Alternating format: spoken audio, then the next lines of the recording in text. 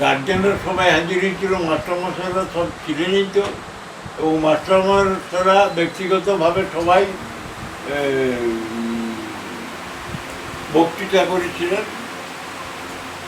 বিশেষ করে অশ্বিনীবাবু আমার উপর বিরাট শ্রদ্ধা জানাইছিলেন, এবং বিশেষ করে মানে আমি যে চলে যাচ্ছি সেই জন্য উনি খুব মানে ইয়াও হয়েছিলেন, কাঁদিয়েছিলেন।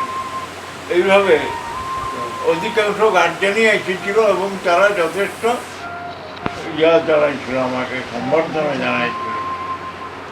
ও এলাকার প্রায় বেশিরভাগ লোক এসেছিল মেয়ে ছেলের থেকে।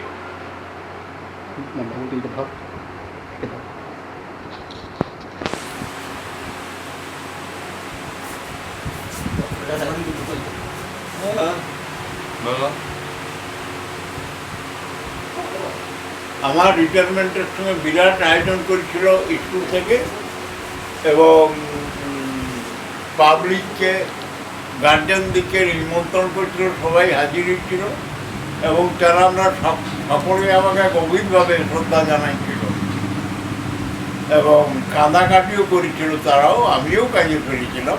এই অবস্থা হয়েছিল। আমি যখন আসি, আমি বা চৌদ্দিজা, তখন আমাদেরকে গাড়িতে করে ড্যাম পর্যন্ত সবাই এসেছিল সঙ্গে। স্কুল জীবনে তোমার সবার সাথে কিরকম কি সম্পর্ক ছিল, শিক্ষকরা খুবই শ্রদ্ধা করতো, গার্জেনরাও আমাকে খুব বেশি মানত, আর ওই এলাকার লোক খুব বেশি ভালোবাসতো আমাকে। আমার রিটায়ারমেন্টে একবারে মেয়ে ছেলের থেকে সব হাজির হয়েছিল প্রচুর, গোটা গ্রাউন্ডটা ভরে গেছিল। ব্যাকগ্রাউন্ড কোনটা করবে? এই দিকটা, তাহলে এমনি চেয়ারটা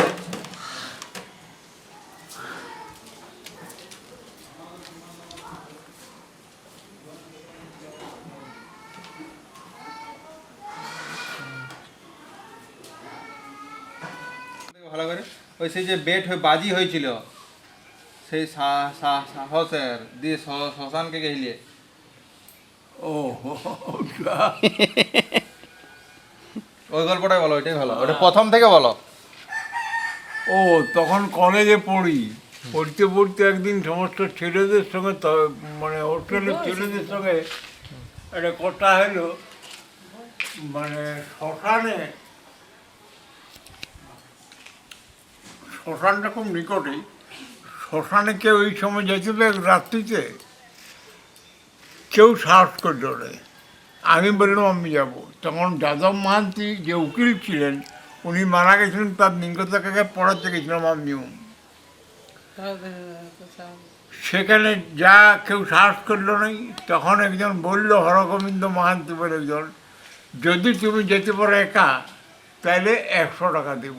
তখন 100 টাকার বহু দাম। বলে ঠিক আছে। সমস্ত ঠিক হলে আমি চলে গেলাম। দেখতে দেখতে আমি যখন একা যাচ্ছি, যদিও ভয় লাগছিল, তখন একটা পুলিশ রাজ্যে টহল দিতে যাচ্ছে, বলছে আপনি রাজ্যে কোথায় যাবেন এখন?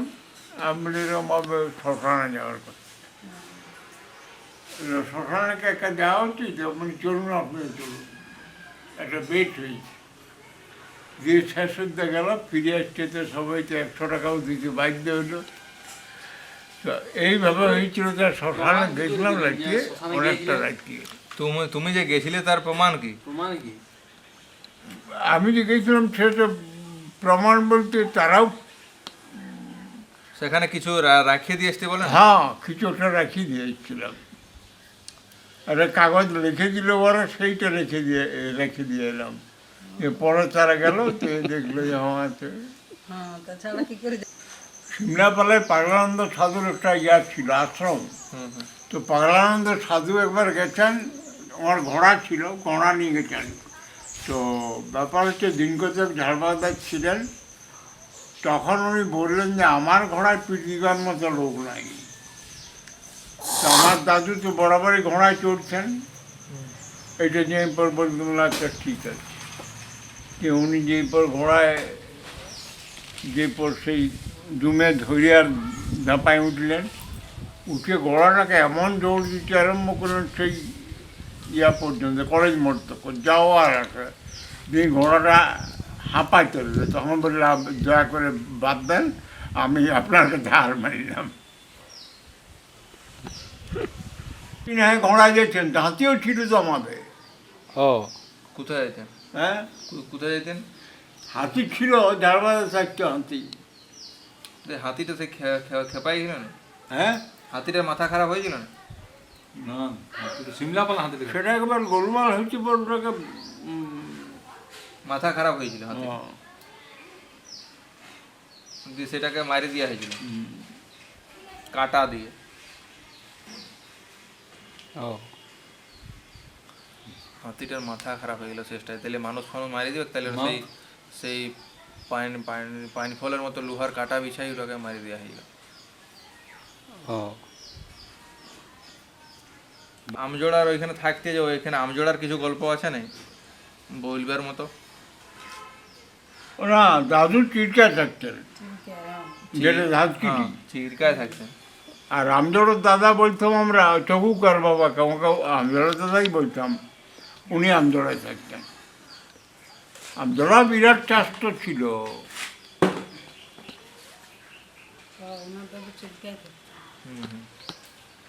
দিয়ে ওখান থেকে তোমার দাদু যখন আসতেন ঝাড়বাদা কি হাতি আসতেন? হ্যাঁ তখন হাঁটি হচ্ছে ঘন্টার শব্দ পরে সমস্ত ছেলেরা দৌড়িয়ে যেত। হ্যাঁ দিয়ে আমার সেই এইগুলো পয়সা গুঁজে রাখতেন, এক একজনকে এক একটি ফাবড়াই দিয়েছেন। দিয়ে পয়সায় কি কি হবো? হ্যাঁ পয়সা নিয়ে কি কি করতে? পয়সা দিতেন ছেলে দিচ্ছে। তোমরা কি করতে পয়সাটা? সেটা কি করছে সেটা কে কার বলবে। বিরাট ফিগার ছিল, এমনি ভুঁড়ি দাদুর। আর খাইতেন কেমন? খুব কথা 100 চিড়া, আর সেই সেই পরিমাণ দুধ দই খাইতেন। 100 চিড়া একবারে খাইতেন। আর ভাত খাইতেন না? ভাত দুপুর বেলায় হ্যাঁ ভাত থাকে না নাকি খাওয়া? ভাত খাইতেন মুরগি খাইতে, বড় ফিগার তো খাইতে পারতেন ভালো। ডাব করে দিতেন আর সব লাঠি থেকে বড় বড় ইয়া থালায় পায় মাখতেন না, যে ডাব করে করে দিতেন। ডাব করে করে দিতেন সব দিয়ে। উনি আরো সেই ভাতটা যেটা মাখছেন, ডাল ভাত তরকারি একসময় তার সঙ্গে গুঁড়োও থাকতো। বল। এক একজনকে ডাব ডাব দিয়েছেন। হাতের সঙ্গে গুড়, হ্যাঁ হ্যাঁ সেটা কেমন? বাজারে আছে ওইটা পছন্দ করছে না, না? এক ডাব করে দিচ্ছেন। ফ্যামিলি তো তো অত ফ্যামিলির অত ছিলাদের সবাই একসঙ্গে এমনি একটা বাচ্চার পেটি এসতো, জামা কাপড় জুতো আর দুটি সবই এসতো পূজার সময়। তো তখন সব ছেলেরা শুনবে মাত্র ভিতর বেড়ে থেকে দলে যেত, যে যেটা পাচ্ছে তা বড় হোক ছোট হোক পরে নিত। তখন তাহলে ওনাদের ডিউটি ছিল তখন আরে আরে সব ডেকে এটা চললো এটা ওয়ার ওই করতে ঘন্টা কয়েক যেত। যেটা কেউ পায় ডাঙ্গিয়ার পায় জুতা বাদ জামা প্যান্ট কিনতে নেই, কিনা হইতো না জামা সেটা বাদ দিয়ে পূজার সময় তো লাগবে কি? হ্যাঁ ওটা আলাদা থাকলেও ওটা আলাদা, মানে আরো কিনা হইতো। হ্যাঁ পূজার সময় লাগবে কি সেটা নিয়ম। পুরুলিয়ার থেকে আসতো কাপড়, পুরুলিয়ার থেকে কাপড় আসতো। হ্যাঁ পুরুলিয়ার আমাদের ছোট দাদা কিনে আনতেন। জামার তখন ইয়া ধুতিলে না জামা প্যান্ট, প্যান্টগুলো এত দূর নামিয়ে যেত যেমন হয়তো তাই। ছোট দাদু কেমন ছিলেন? হ্যাঁ ছোট দাদু কেমন ছিলেন বলে? উনি খুব ভালো ছিলেন, অমায়িক লোক ছিলেন, অমর কাকার বাবা। উনি অমায়িক ছিলেন। সাইজো দাদা খুব ইয়া ছিলেন, গম্ভীর কথাবার্তাই কম বলতেন। আর উনি যেদিকে যেতেন এরে সেই মানে হয়তো খেলাধুলা করছি ছেলে, সেই দিকে একবার হাঁক দিলে দৌড়াদৌড়ি পালাইতো, ভয় করছিল, ভয় করতো। খুব গম্ভীর টিচার ছিলেন। আর তোমার দাদু?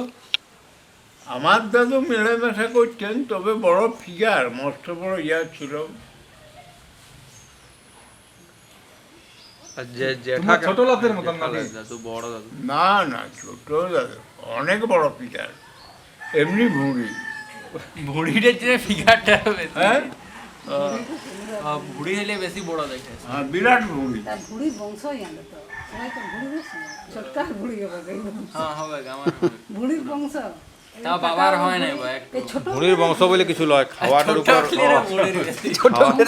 কয় আমার কয় সে বটে কিন্তু তাই যদি কেউ খাওয়াটাও ব্যাপারটা সেভাবে তারপরে আবার ছোটদের আবার বেশি। প্রথম থেকে তো আমি যে ওরা ফাউন্ডার হেডমাস্টার ছিলাম।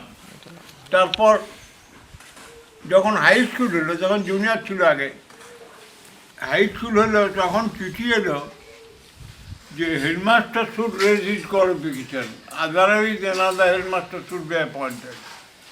তো তাহলে এটা আমার পক্ষে চমক হয়ে গেল, কারণ তাহলে যদি আমি MA পাস না করতে পারি তাহলে যে হেডমাস্টার থাকতে পারবো না। তখন আমি 6 মাসের ছুটি নিয়ে কলকাতা চলে গেলাম। কলকাতা দিয়ে কলকাতা ইউনিভার্সিটি থেকে পরীক্ষা দিলাম, ওখানে ছিলাম। তো বাঙালি গোপাল গেছিল, বারবার আমাকে টানিয়ে নিয়ে আনবার চেষ্টা করেছিল, হবে না এলে চলো, আপনি রাখো, আমি সব যাবো না। আমি যা হোক আপ্রাণ চেষ্টা করে MA পাস করি। 6 মাসের মধ্যে এমএ পাস করে দিলেন। বাংলাটাও তো এমএ হইতো। বাংলা দিয়েছিলাম কতগুলো, কিন্তু সে সময় সে বন্দুক দেখার ডেট হয়েছিল, সেই এসেছিলাম। তখন বন্ধুরা সব বললো আর পরীক্ষাটা দিতে হবে না, দিয়ে দেওয়া হলো না। বাংলাও হইতো এমএ, ওটা আমি ইতিহাস MA করেছিলাম। 6 মাসের মধ্যে পড়ে তো করছিল কি? ওখানে খাওয়া দাওয়া কেমন হয়েছে কলকাতায়? ভালো। ধুতিটা পায়ে লাগছে না, ধুতিটা পায়ে লাগছে। কিছু উৎপাদন করে এখানে ঘরটা তুই রাখতে পারবি? তো খুব লোককে পছন্দ করতে পারে না, ভিতরটা সরল ছিল, যার ফলে আম্বুরি ওয়ার ঠিকই ক্রিয়া হলো। তো আমি থাকতে থাকতে যখন হলো তখন সব কাজটাই ভালো করে দেওয়া হলো। আর কে কাজ দেখছে দাদা? আমার কি করবে না করবে ভাবার কিছু নাই, আর কিছু করুক না করুক তাও কিছু আক্ষেপ কিছু নাই, যতটুকু সম্ভব করা আমার কর্তব্য। এবার ছেলে কি পারবে সেটা কি করে বুঝবো? তবে আপনি এমনি বলছি আপনাকে, ব্যাপারটাকে জানেন, ইনকাম টিনকাম এককালে প্রচুর ছিল, ভালো ছিল, যা করেছি, ঘর বাড়ি জমি জায়গা সবই ওখানেও করেছি, সবই করেছি, এগুলাও করছে, বহু বয়স হয়েছে, 2টা বাড়ি, কিন্তু পয়সা পাতি নাই, যেটা বাস্তব কথা আপনাকে বন্ধু বলে বলছি। পয়সা পাইনটো খাইয়ে নাও, এইটা কোথায় কথা বলতেন, পাইনটো খাইয়ে নাও, আমার ধনটা পাইনটো খাইয়ে নাও। সে বলছেন তো সে আমার কথা তো কে দায়িত্ব করছে। একবার বাবা, তখন আমি বোর্ডিংয়ে থাকি, ওই আমি অসুখ দুজনে বোর্ডিং থাকতাম। তো সেই বছর ম্যাট্রিক পরীক্ষা দিব,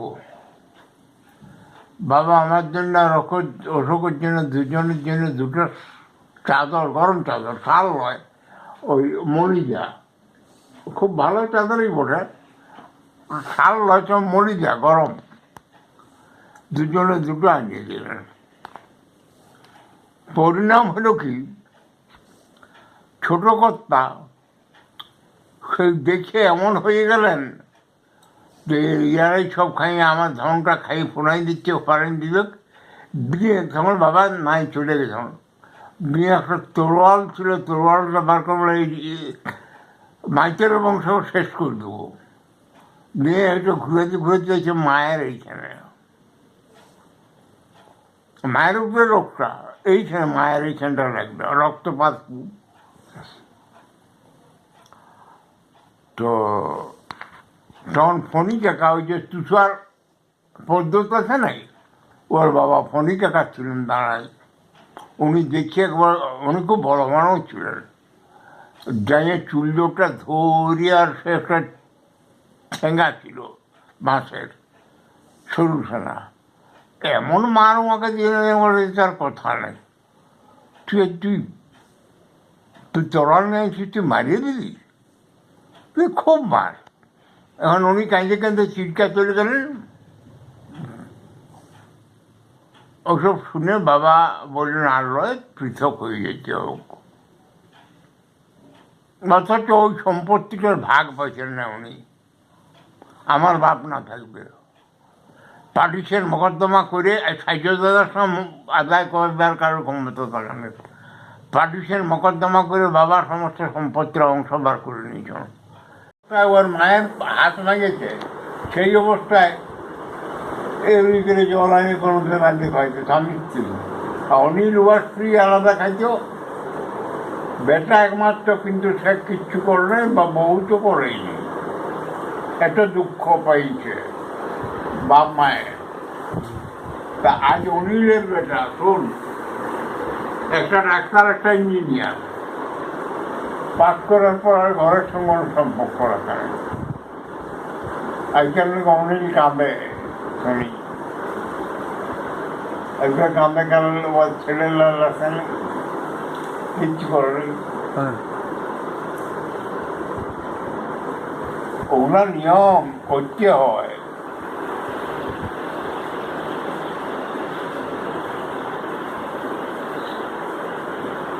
আমার তো করে, আমার ছেলে যথেষ্ট, তোমরাও করো যথেষ্ট।